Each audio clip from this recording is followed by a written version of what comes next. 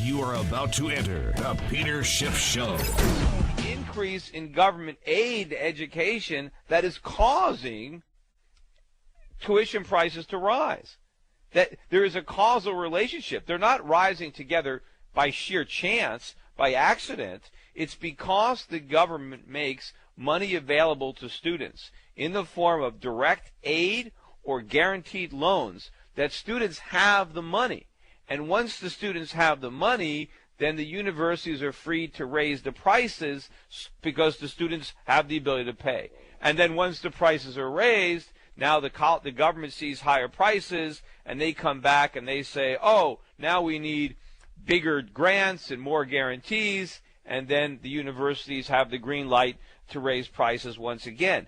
And before the break, I was talking about the college tuitions and what would happen to them if the government were to simply back out of the market. If the government was not guaranteeing tuitions, guaranteeing loans, well, students couldn't borrow that much money because the banks wouldn't lend, because there's a high default rate in student loans.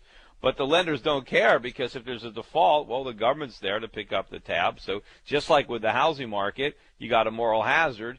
Students are able to borrow a lot of money even though they might not be able to pay it back because the government's guaranteeing the loan. Also, governments are giving students money directly, which they can then use to pay tuitions. If you took all that away, what would happen? Would it mean that nobody would go to college in this country because college tuitions would stay high and nobody would go, that all the classrooms would be empty? Well, of course not. What would happen is colleges would be in a situation where they finally had competitive free market pressures. They would be faced with a situation where they had empty classrooms and no students, and what would they do? Well, they would do what the airlines do when they have an empty plane and no passengers. They slash prices. They have a sale. Has there ever been a sale at a college tuition? Have they ever had a 20% off sale or a 30% off sale? No. Why should they? Because their customers keep getting money from the government to pay whatever tuition they want to charge. So we take away all these subsidies, and tuition prices will collapse. They'll have to.